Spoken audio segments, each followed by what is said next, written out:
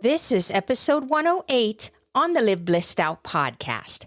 Did you know that success isn't determined by your abilities or knowledge? It is determined by your ability to persevere in the face of setbacks. Hello, action taker. Welcome to Live Blissed Out, a podcast where I have inspirational and informational conversations with business owners and subject matter experts to help you get the scoop on a variety of topics. Tired of hesitating or making decisions without having the big picture? Want to be in the know? Then this is the place to go. I'm your host, Marissa Houston, helping you achieve bliss through awareness and action. So let's get to it.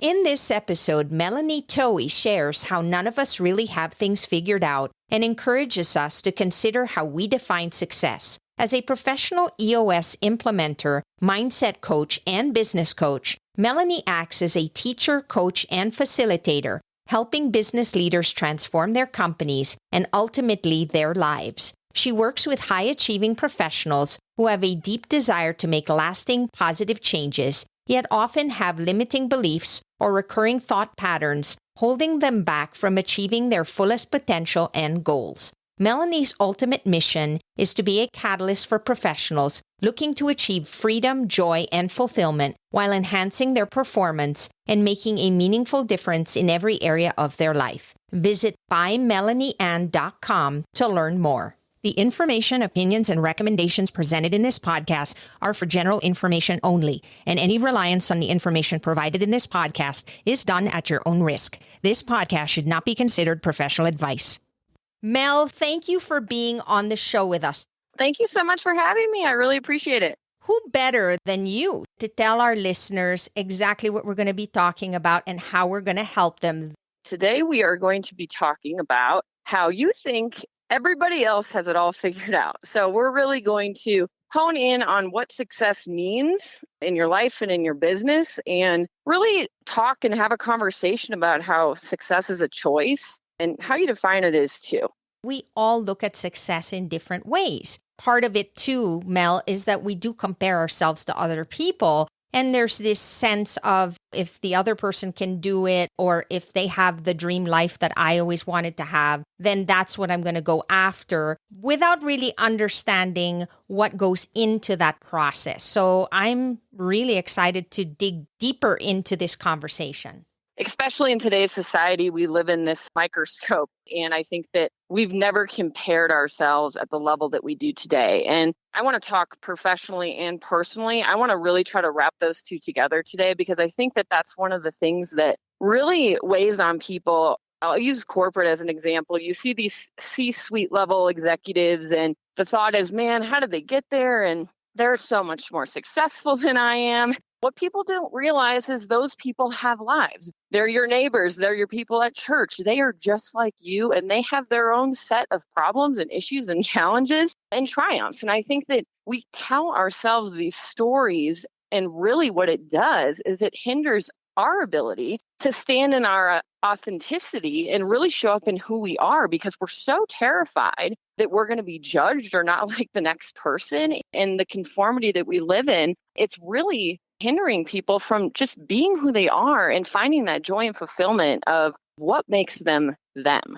We put on a show because we don't want people to think that we're complaining or that we're struggling because that's a downer for people. So everybody wants to cheer everybody up. And so they talk about the good things without really expressing the challenges that we go through to get to where we need to be. Yeah, absolutely. And I agree with that wholeheartedly. And I think that there's a lot of fear in that, fear of failure, the fear of judgment, the fear of what will people think if I do have a problem. And I think that while our society is under this microscope, I will give credit to a lot of people, business and personally, of trying to do the work to go, hey, raise your hand and say, you know what, I feel this way. If we can get people to understand that they're not alone in this, you're not the only one if you're listening to this feeling like, oh my gosh, I don't have my life figured out, but everybody else does. That's a story that we continue to tell ourselves that derails our progress in getting and reaching our potential. We look at certain people and they're successful, let's say at a very young age. You remember when you were a kid and you were in the classroom and you had somebody there that would say, I want to be a doctor or I want to be a lawyer. And then when you circle back with them 20 years later, they are doctors and they are lawyers. It's almost like they knew from the very beginning. And I was one of those kids who had no idea. And then you feel really bad because you're like, how come they have it figured out and I don't? I don't get it. Or why are they able to get there so much faster? Some of us get there, but it takes a longer time to figure things out. We compare and not really understanding, too, the challenges that they've had to go through. I agree with you and I chuckle because it's part of my own personal story. Being successful at a young age and what does that look like and what is it supposed to feel like? And I think that we just think if we reach this point of success and we do it early and we have it figured out that we're somehow further down the line. And I'm here to tell you, you're not. What I will tell you is you come with a little bit more experience. Some of the most wildly successful people that I know are still trying to figure out what they're doing and they're in their 60s because they've taken chances. They've tried different things. They've been honest with themselves to say, why did I make the choice to be the doctor? Was it the choice that I wanted to make? I think there's a lot of pressure that comes with kids, family, friends, who you are around. There's pressure to get good grades. A lot of people are living out their parents' dreams. A lot of people are just trying to move forward to check the box. And it is heartbreaking. It's very hard when you feel like you've been left in the dust, but in reality, you haven't.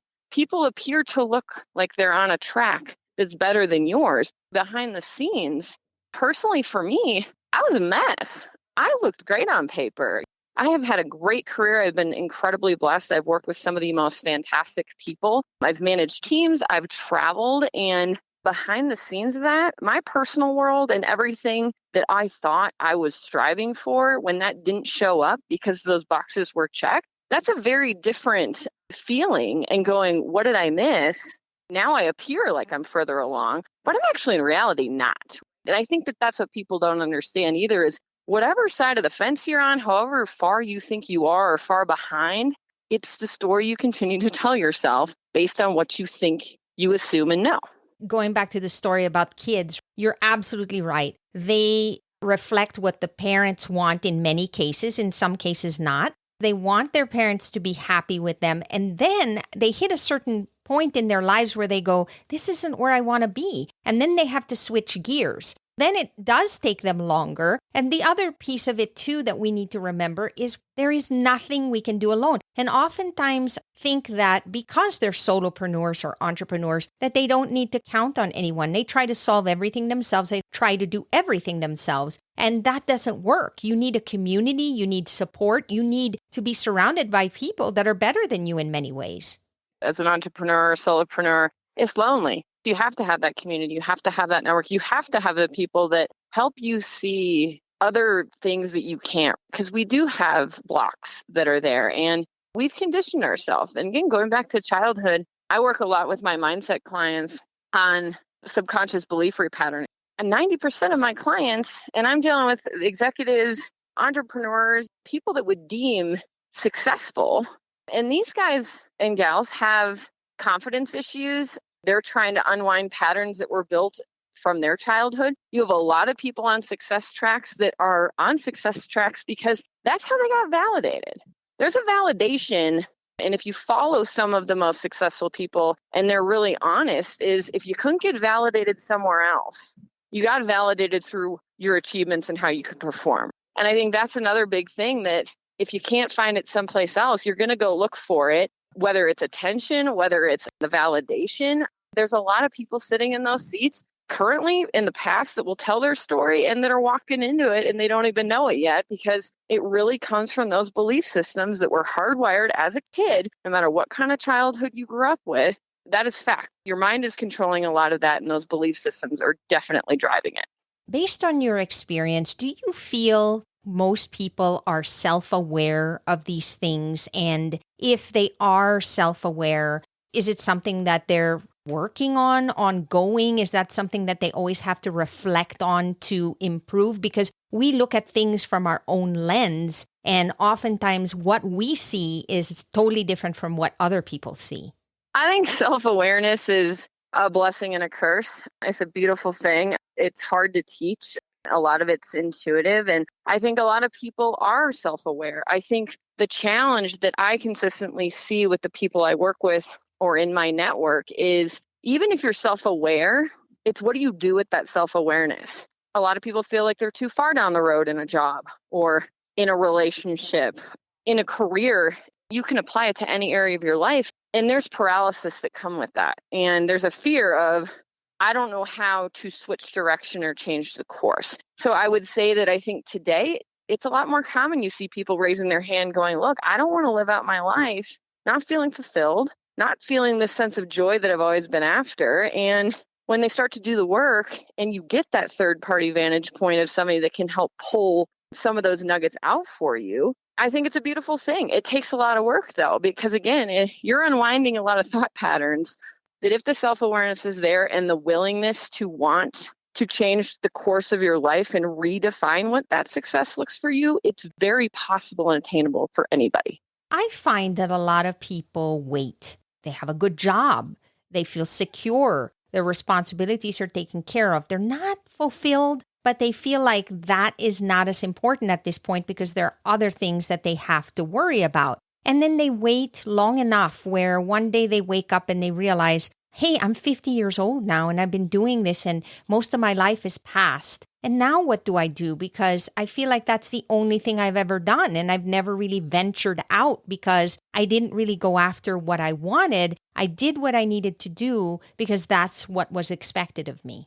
You find patterns with age. It can happen at any age, but you find people that kind of start to, I'll call it wake up. It goes back to that fear of, I can't make a change. I think the opportunity for people is change doesn't have to be quantum leap. You can make small changes in one area of your life that's going to impact other areas. Don't quit your job.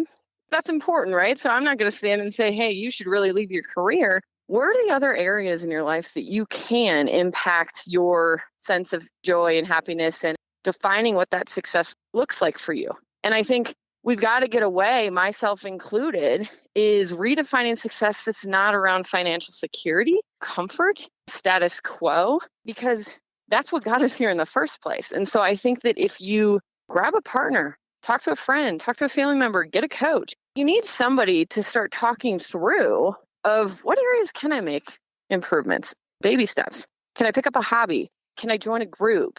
Can I do something that I've never challenged myself, learn a new skill?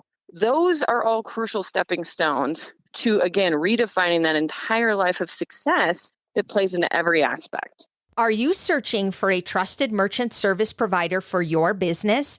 SG Associates LLC is your partner for quality payment and merchant service solutions. With over 15 years of experience in credit card processing, SG Associates offers merchants the best pricing, products, and customer service available from a payment and solution service provider. Their number one goal is to save their merchants as much as possible on their credit card processing fees. To learn how they can help you, call 1-800-455-5211 or visit sg-associatesllc.com.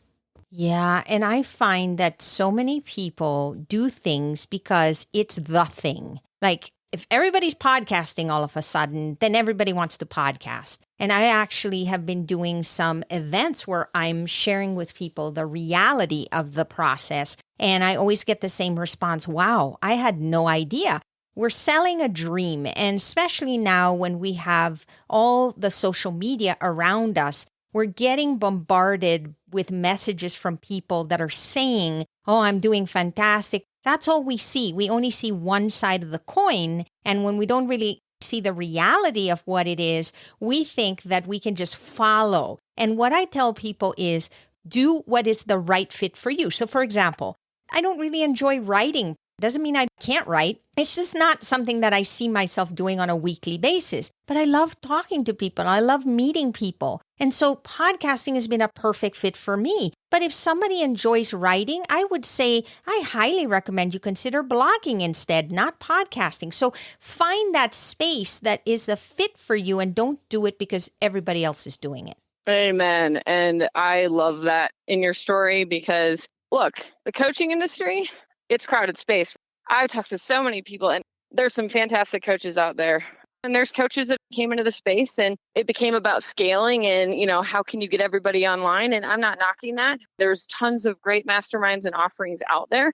But when everybody said, hey, if you're a coach, you got to be online, you got to be on Facebook Lives, you got to be in front of a camera, you don't do one-on-ones, I had a real issue with that. And I fell for it. I started to go down that road. And then I said, whoa, this doesn't feel good. I am a people person. I want the one-on-one connection. I sit in front of clients and the leadership teams that I work with because to me, that's important. And that's where I feel like I'm at my best and I'm authentic.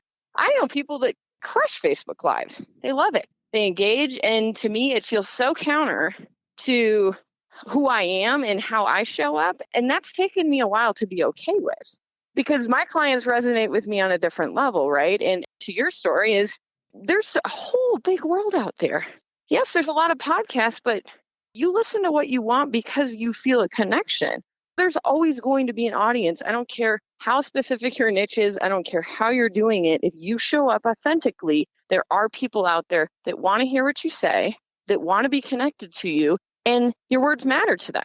Yes. And not only that, to realize that nobody is going to please everyone. That's just a fact. And this is from my personal experience, is get out of your head. It's not about you. I want this to be about listeners benefiting from it, our listeners enjoying the conversation and learning something when they get out of it, being able to provide value to my guests and learning from them, being able to connect with my guests in a way that I wouldn't otherwise. Those are the values that I see, and it's not about me. And I think many times when we get into these things, whether we're blogging or YouTubing or whatever, it's very egocentric. And I think that when you shift that perspective, that's when the magic happens.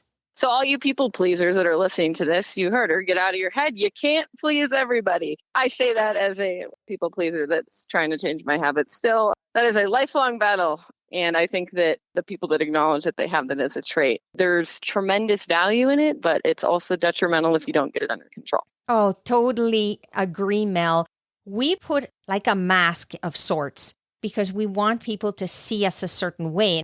Put it as I'm there to serve people. I'm there to help people. I'm there to make a positive difference. And it's not about you. You are just the catalyst. When people thank me for being on the show, for example, I'm like, why are you thanking me? You are a gift. I think it's important, though, to recognize when people appreciate something and vice versa. But I think it's really a dance. It's really collaborative. And I sometimes find that people are just one-sided and they're always worried about themselves. What is something then that we can help our listeners do to help them get out of that mask? Not put themselves out there in the way that they think people need to see them, but put their authentic selves out there.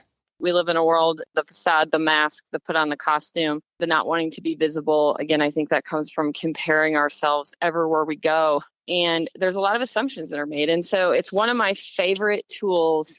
I love Brene Brown. I think she's awesome and inspiring. I use this with my clients, with my friends, use it with your spouse. But I think there's such an impact that the next time you feel like you have the answer to everybody else's life and you've got them all figured out, you're standing in a restaurant going, man, they've got it together. Or you're standing next to somebody in the parking lot, picking up your kids from school. It's like, wow, she's got it all figured out. Here's what I'm going to challenge you to do is I'm going to challenge you to say, the story I'm telling myself is, and then make up whatever you want. They're rich, they're successful, they've got this great life. And then I want you to pause. And then I want you to say, and what I actually know is. And it's going to take you some time in your head to figure out you don't know anything about their life that's factual. It's a facade. I'm not saying that there's not incredible people in this world. There are. There's people that have done a tremendous amount of work on themselves and their marriages, with their kids and their business. So there's reality to some people. They do have some of what they appear to have. But getting that out of your head and going, the story I'm telling myself challenges you to hear it back to go, I just made that up. I know nothing about their life. So let's hold the mirror, because is that about them or is that about you? That's an insecurity. That's a comparison thing. And just notice how many times that comes up. And I think it's really powerful for people to be aware of it, because you have to be aware of it to start to change it. Think about all the celebrities that we know in our lifetime that this applies to. We grow up admiring these people. thinking they're living a perfect life. They're so smart. They're really good at what they do. And then a truth comes out that kind of floors you. And you're thinking, how could that even be? It's like a totally different person from what I perceive them to be at the peak of their careers. As much as I don't follow celebrities, I could name 10 celebrities that you know off the top of your head. It's not a coincidence that a lot of these people are coming out of rehab that are dealing with mental health. I've heard celebrities that are interviewed going, I would never wish being a celebrity on somebody. But people equate their money and they go to fancy parties as success. It's got to be one of the loneliest lives. You can't know who's authentic coming at you, right? And I think that's another. We sit there and yes, the media plays into that and it does not help. The magazines, that's been going on. But again, if you use that and go, really, does that person's life behind the scenes when they get off stage, you don't know anything about it. That's a story you've developed. And until you know the reality and it comes directly from their mouth, it's speculation and it's just somebody you're putting next to you that there's no way in your head you're ever going to be able to compete with. So it makes you play small because you think they're playing big. I love what you just said because it goes back to defining success. I remember back in the day, because you and I both worked in a corporate world, where they always made it a point that if you succeeded in something, that they wanted to reward you publicly. I really thought that it was punishment, that I did something really well, and then they wanted to put me on stage and have me do a speech or do something that would celebrate whatever it is that I did. I didn't like it, and they never understood it. Everybody else wants to get a trophy and they want to be acknowledged in front of all these people. And you are the outlier and we don't get it. I think at that point, I knew already what I defined as success. The reason I'm sharing that story and it's important to think about is what is success to you?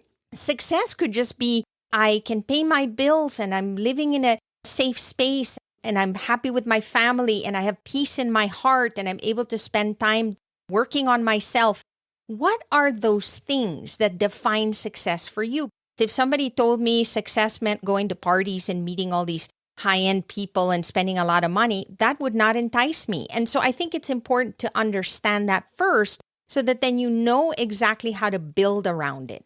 I love what you said because I think that's so true. And I think for me, the definition of success has probably changed more in my life than anything. I look back at what I used to define success as, what is I chased. It was money for a long time. I was successful in my career. And if I'm being honest and authentic with everyone, it was a validation thing for me. I didn't feel validated in other areas of my life. And the success that came from that, or the feeling of I could actually make a difference and an impact, it wasn't about the attention. It was about, I feel like I can contribute. And that was a big thing for me. As I started to redefine that, I think the biggest aha for me, and I think when I talk to other people is, I think there comes a point in everyone's life when your definition of success switches from a tangible to a feeling. And I think that's where I am. I mean, you alluded to it. It's like, what makes you fulfilled? What gives you passion? What brings you joy? You can't write a check for those things. You can't run a successful business and check all the boxes on those. Now, you can run a successful business that brings you those things if you understand your why and your definition and where you're going. And I think that that is so powerful for people to understand. Your definition gets to be your definition. And it can look any way you want. I don't care what you do for work. I don't care where you live. I don't care what hobbies you like. I don't care how much money you have in your account when your time's up. You have to make a decision for you in what does this look like for me? And I think that goes back to the whole, how are you going to redefine what success looks like for you, not by the standards of everybody else in this world? Yeah, and let's be honest. Financial security and freedom are what money brings. And I think that we all strive for that. But to what point? If you're trading off your life, you're trading off peace, you're trading off time with yourself, with your family, with the things that matter constantly, because all you ever want to do is amass that and you're giving all that up. You wake up one day and realize that you can't get that time back. And then you have all this money for what? And your time might run out tomorrow because you never know how much more you have left of it.